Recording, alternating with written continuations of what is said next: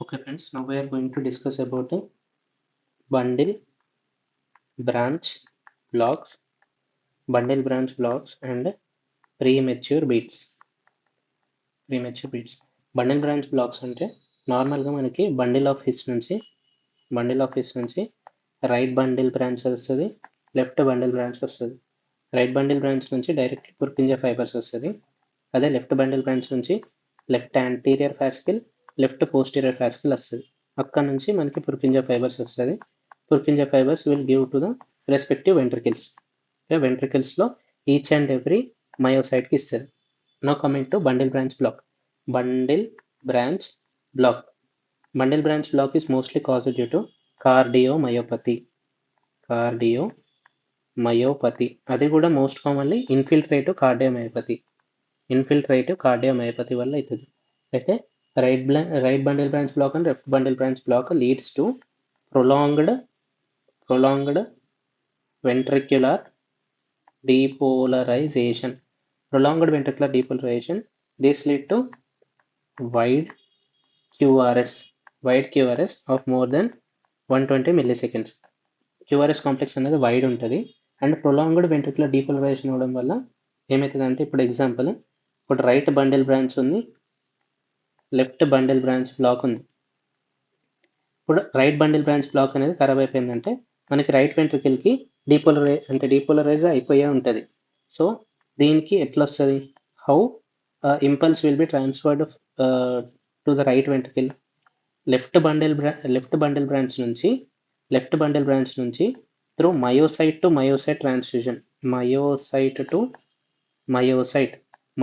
To myocyte వల్ల slower myocyte to myocyte conduction of this. అంటే ఇప్పుడు ఎగ్జాంపుల్ చూసుకుంటే this is right ventricle, this is left ventricle. Right వెంట్రికల్లో ఇప్పుడు right bundle branch ఏదైతే ఉందో అది బ్లాక్ అయింది. సో ఇక్కడ మనకి కండక్షన్ అనేది జరగట్లేదు. So how right ventricle contracts. ఇప్పుడు ఏమైతుంది అంటే ఇక్కడ మయోసైట్స్ ఉంటాయి, myocytes of the right ventricle, myocyte of the left ventricle. ఇప్పుడు లెఫ్ట్ వెంట్రికల్ యొక్క లెఫ్ట్ బండిల్ బ్రాంచ్ ఏదైతే ఉందో this is normal. So this is not affected bundle branch. Unaffected ventricle నుంచి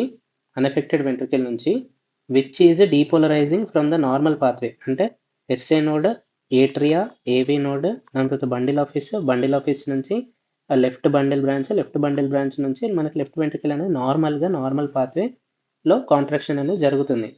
ఇక్కడ నుంచి the impulses travel through myocyte and myocyte of the affected ventricle, that is right ventricle. అక్కడ నుంచి right ventricle అనేది contraction అనేది జరుగుతుంది. So interruption of the conduction of the normal left or right bundle branches, affected ventricle అంటే right ventricle, affected ventricle is depolarized via slower myocyte to myocyte conduction from the unaffected ventricle. ఇప్పుడు unaffected ventricle left ventricle నుంచి right ventricle కి myocyte to myocyte transfer వల్ల, this is slower myocyte to myocyte transfer వల్ల ఇది conduction అనేది జరుగుతుంది. So this is called as left ventricle block which depolarize via the faster His-Purkinje system. Left ventricle అనేది normal pathway నుంచి వస్తుంది, this is faster His-Purkinje system. Right వెంట్రికల్కి bundle branch అనేది block అయింది. So from the left ventricle through myocyte to myocyte transfer, right ventricle is undergoing depolarization which is slower pathway when compared to the normal left ventricle His-Purkinje system. Okay, ఇది దేనివల్ల cause అవుతుంది, this is caused due to cardiomyopathy, that is most commonly infiltrative cardiomyopathy వల్ల అవుతుంది. Next కొన్ని ECG findings గుర్తుపెట్టుకోవాలి. ECG findings of right bundle branch block and left bundle branch block. ఇప్పుడు right bundle branch block, left bundle branch block రెండిట్లలో we will find wide QRS complex ఉంటుంది. అంటే QRS complex more than or equal to 120 milliseconds. Okay, ఇక్కడ right bundle branch బ్లాక్లో V1 లీడ్లో మనకి we will find M shaped RSR and V2 దాంట్లో we will find W shaped S waves.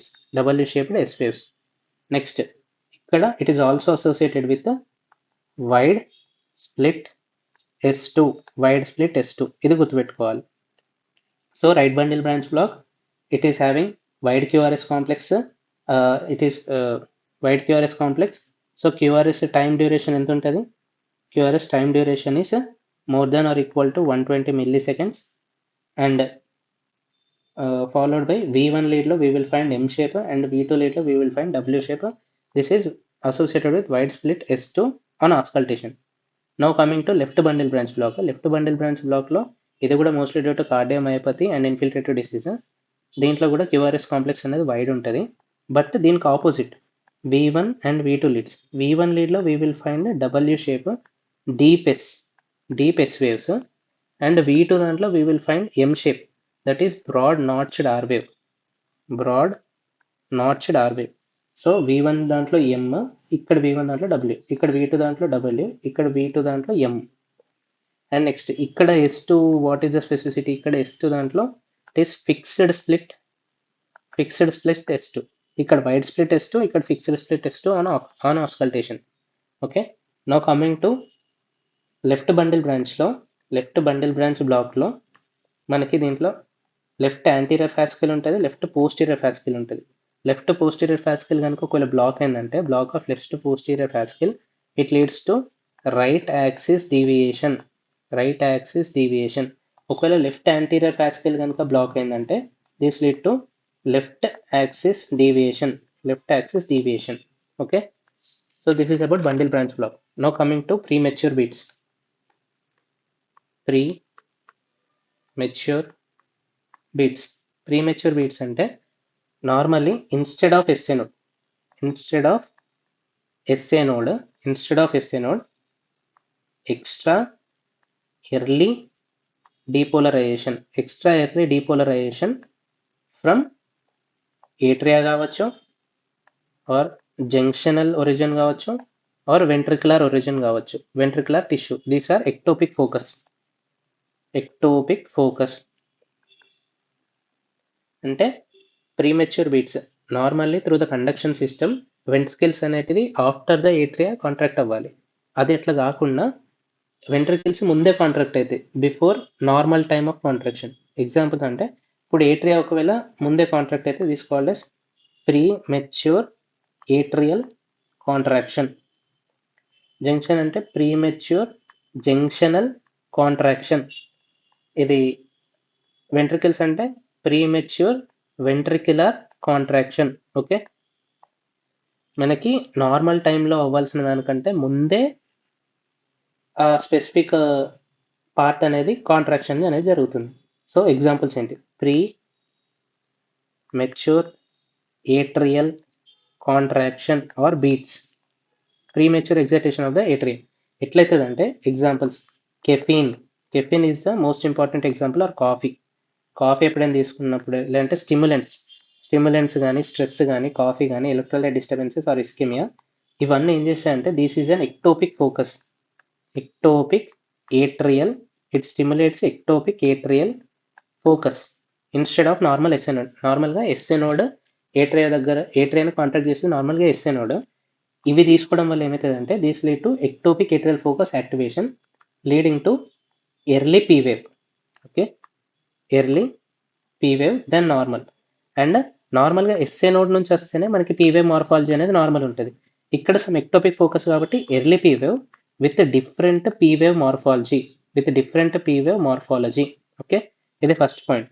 Second point ఏంటిదంటే QRS అనేది narrow ఉంటుంది, narrow QRS less than 120 milliseconds, and it follows normal conduction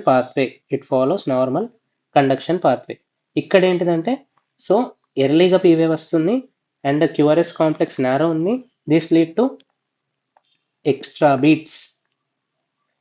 beats and this is a benign condition. అంటే ఎక్కువ problematic కాదు, this is a benign condition. But there is increase risk of atrial flutter or atrial fibrillation అవడానికి chance ఉంది. It is a benign condition, no treatment is needed and we have to avoid the triggers. So నార్మల్గా చూసుకుంటే this is P wave QRS, దాని తర్వాత tea wave, దాని తర్వాత మళ్ళీ P wave QRS, దాని తర్వాత టీ వేవ్. బట్ ఇక్కడ ఏమవుతుందంటే ఇక్కడ మళ్ళీ P wave QRS T wave రావాల్సింది. ఎట్లయితుందంటే ఇట్లా కాదు, టీ వేవ్ అయిన తర్వాత ఎంబటే పీ వేవ్ వచ్చేస్తాయి. టీ వేవ్ తర్వాత ఎంబటే పీ వేవ్ వచ్చేసి మళ్ళీ క్యూఆర్ఎస్ కాంప్లెక్స్ వస్తుంది. Early P wave followed by narrow QRS complex. This lead to atrial flutter or atrial fibrillation అయ్యే ఛాన్స్ ఉంటుంది. It is benign and no treatment is needed. Avoid the triggers. So this is about premature atrial contraction.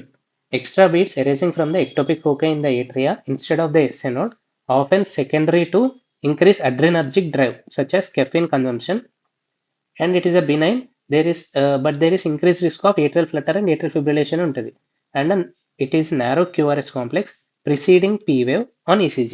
Okay, so this is about a premature atrial contraction. Now coming to premature ventricular contraction or premature ventricular beats. Premature ventricular beats ఏంటిదంటే నార్మల్గా MI, myocardial ischemia, myocardial infarction,